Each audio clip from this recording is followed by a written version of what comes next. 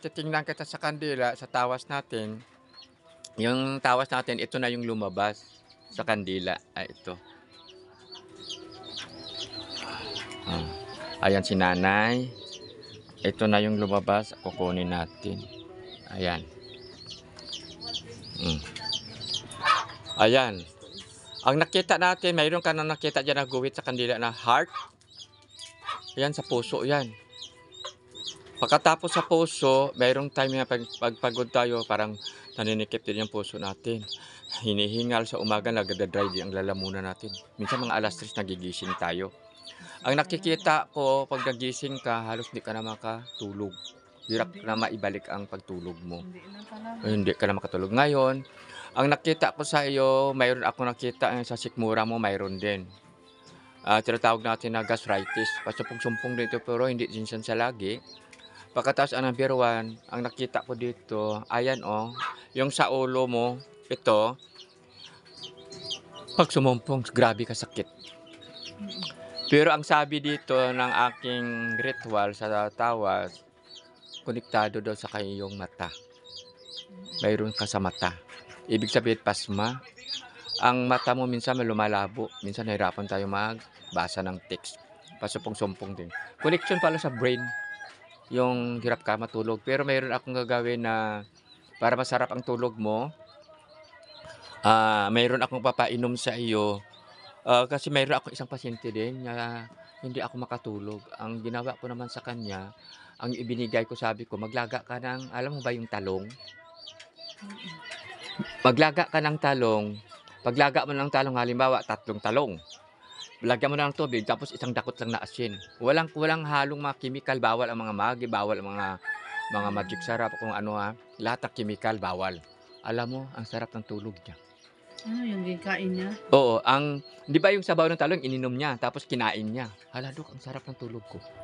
Yun lang. Ganun lang pala yun siya, Dok, kasi ayaw ko nang magpainom sa iyo ng mga artificial, mga sleeping tablets. Kasi mas delikado yun. Pagkatapos, ang dasal mo po ay Lucas 11:2, ang prayer. I-send ko rin sa messenger mo para gumaling ka. Kasi ito, matagal tayong mga ilang taon din tayo hindi nagkita, no? Bago ko damot kasi naalala mo yon. Ay, lula mo ba yung tinanggalan ko ng mata ng isda sa talampakan? Nanay. Si nanay mo, no? Nanay mo? Oo. Ano yun, walang bayad yun, libre lang yun. Wala bayad. Alam mo nang, hindi yun siya makatayo. Gusto siya mag-apak, ang sakit, nagasigaw. Sabi ko, Lola, magaang talampakan mo, wala nang iba ho tayong gagawin dyan, kundi alisin ko na kaagad ngayon na. Libre ho, wala o bayad ang pagtanggal ng mata. Oo. Oo. Anong sabi ni doktor? Operahin. Inopera na rin yun ni Dr. Di Guzman, kaya lang bumalik. Bumalik yung bukol. Kasama rin ako ni nanay doon ng opera. Oo, kasi ito pala yung kasama niya, yung nanay yung nagkaroon na bukol. Tapos nang tinanggal yung bukol, bumalik uli. Mga ilang buwan bago bumalik. Tagal-tagal din, kaya lang hirap na talaga siya Oo, kaya nang dinala dito sa akin, tinanggal ko kaagad, nanay, hindi na ho yan babalik ang iyong bukol. Basta pagtapos ko opera, nanay, 1 linggo, inom ka ng bawang. Dikdik mo ang bawang, ilagay sa tasa, yun ang inumin mo. Bawang na may isama na lang natin yung saka sibuyas. At ang bukol po, pag nagainom po tayo ng bawang na dinikdik, ilagay sa tasa, wala hong bukol na papasok sa katawan natin. Pero sundin mo lang yung instruction ko lahat. Araw-araw, kasi dito alagaan pa rin kita. Pag ito pala, nanay mo pala mo. Ang bait pa naman ng nanay mo sa ako. Grabe ka bait si nanay, na-miss ko tuloy siya. Yan, Dok, dito ka sa tabi ko, Dok. Sabi ko, parang naalala ko tuloy yung nanay. Yung nanay ko rin, nagaluha tuloy ako. Kasi ako, sabi ko, ang mukha mo pa naman, kahawig din ng nanay ko. Ganon din ang mukha. Diyos ko, Ginoo ko. Mabuti lang ako ay nagagamot. Siyempre sa tagal ko rin sa medical aid ng mga hospital, mga doktor nga nag-a-assist ako. Nagtrabaho ako sa hospital. Kaya yung mga karunungan ko sa hospital at kaalaman, isinama ko na makatulong tayo sa kapwa natin. Libre po yung panggagamot ko, pero yung mga gamot po na kailangan mo po, sabi ko sa nanay mo, yun lang ang bilhin natin, nanay. Kasi ako naman, nasa inyo 'yan kung magkano ibigay niyo na love gift sa akin, nasa inyo po 'yan, Nay.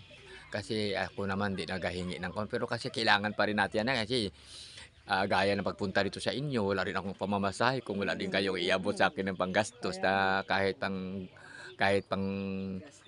pangbili man lang ng gas sa ating motor. Kaya minsan sa daming tumatawag wala man lang iabot kaya walang-wala talaga. Sabi ko, "Lord, Ginoo ko, eh, sana magkaroon naman kahit na ano lang ba, Nay, yung kusang loob." Okey na rin yun, Nay. May panggasolina ako para masuportahan ko rin kayo. Kaya ako sa dami-dami ng tinulungan ko, kahit anong sakit niyo handa akong magtulong, kahit saan kayo mag-video call lang ho tayo. Ito na yung ano, tutulungan kita, ako ng bahala diyan sa sakit mo. Kasi marami na rin akong naitulong sa inyo, walang imposible yan sa Panginoon. Magtulungan po tayo, lahat ng manggagamot magtulungan. Kasi ang mga tao naman, may kanya-kanya ho tayong kung saan ho tayo magpagamot. Kasi yun ang ating karapatan.